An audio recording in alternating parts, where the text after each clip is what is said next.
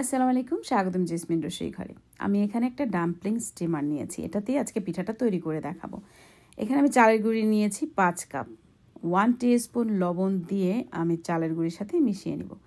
আমি এখানে ভেজা চালের গুঁড়ি ব্যবহার করছি, আপনারা চাইলে শুকনো চালের গুঁড়ি দিয়েও এই পিঠাটা তৈরি করতে পারেন। চালের গুঁড়ির সাথে আমি এবার অল্প অল্প করে পানি মিশিয়ে নিব। পানিটা মিশিয়ে নিয়েই তারপর কিছুক্ষণ রেস্টে রেখে দেব। যারা সবসময় আমার ভিডিওগুলো দেখেন কিন্তু এখন পর্যন্ত আমার চ্যানেলটিকে সাবস্ক্রাইব করেনি, আশা করি আমার চ্যানেলটিকে সাবস্ক্রাইব করে নেবেন। যারা ফেসবুক পেজ থেকে দেখছেন তারা ফেসবুক পেজটিকেও ফলো করে রাখবেন আমাকে সাপোর্ট করার জন্য। এভাবে আমি দেখিয়ে দিচ্ছি, এই বলটা নিয়ে তৈরি করে নিয়েছি, কিন্তু আমার মনে হচ্ছে আরও একটু পানি এখানে দিতে হবে। তাই পানিটা দিয়ে আমি আবারও একটা বল তৈরি করে দেখাচ্ছি। যখন ঠিক এইরকম একটা বল তৈরি করা যাবে তখনই বুঝে নিতে হবে চালের গুঁড়িটা রেডি হয়ে গিয়েছে পিঠা বানানোর জন্য। এবার কিছুক্ষণ রেস্টে রেখে এবার আমি চালের গুঁড়িটাকে চেলে নিচ্ছি। চালের গুঁড়িটাকে চেলে নেয়ার ফলে যে দানা দানা ভাবটা থাকে সেটা চলে যায় এবং একটা সফট চালের গুঁড়োর যে মিশ্রণটা তৈরি হয়। সবগুলো চালের গুঁড়িকে আমি একইভাবে চেলে নিব। এবার পিঠা তৈরি করে নিচ্ছি। আমি যে ডাম্পলিং স্টিমারটা ব্যবহার করছি, চাইলে আপনারা অন্য কোনো স্টিমারও এখানে ব্যবহার করতে পারেন। সাদা একটা কাপড় আমি ভিজিয়ে ভালো মতো চিপে নিয়েছি এবং স্ট্রেনারের ভিতরে দিয়ে দিচ্ছি। এরপরে চালের গুঁড়িটা লেয়ার দিয়ে নিচ্ছি প্রথমবার। খুব বেশি চেপে চেপে চালের গুঁড়িটা আমি এখানে দিব না। চালের গুঁড়িটা প্রথম লেয়ার দিয়ে এরপরে আমি এর ভেতরে দিয়ে দিচ্ছি খেজুরের গুড়। এই পিঠাটা অনেক সময় অনেকে আখের গুড় দিয়েও বানিয়ে থাকে, আপনারা চাইলে আখের গুড়টাও ট্রাই করতে পারেন এই পিঠাটা তৈরি করার জন্য।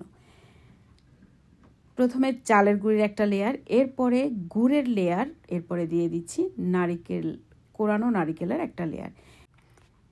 নারিকেলের লেয়ারটা দিয়ে এরপরে আমি দিয়ে দিচ্ছি চালের গুঁড়ি। এভাবে আমি কয়েকটা লেয়ার তৈরি করে নেব। থাকুন আমার সাথে ভিডিও শেষ পর্যন্ত।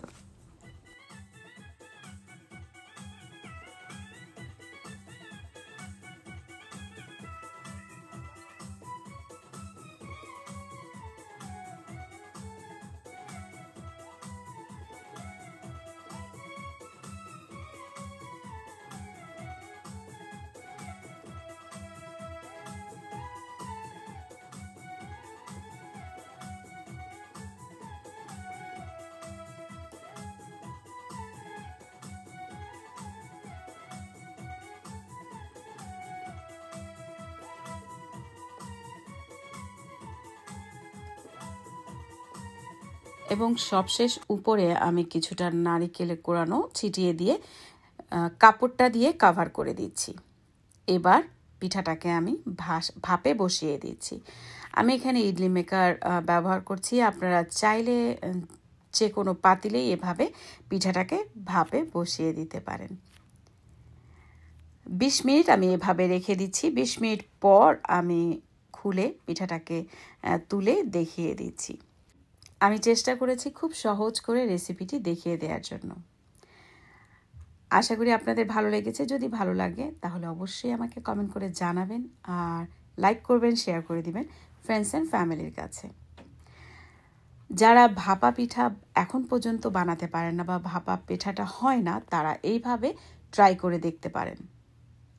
আশা করি খুব সহজেই তৈরি করে নিতে পারবেন এই পিঠাটি। আমি এবার কেটে দেখিয়ে দিচ্ছি। যারা আজকে আমার চ্যানেলে নতুন কিন্তু চ্যানেলটিকে সাবস্ক্রাইব করেনি, আশা করি আমার চ্যানেলটিকে সাবস্ক্রাইব করে নেবেন। আর যারা ফেসবুক পেজ থেকে দেখছেন তারা ফেসবুক পেজটিকেও ফলো করে রাখবেন আমাকে সাপোর্ট করার জন্য। আজ এ পর্যন্তই। আল্লাহ হাফেজ।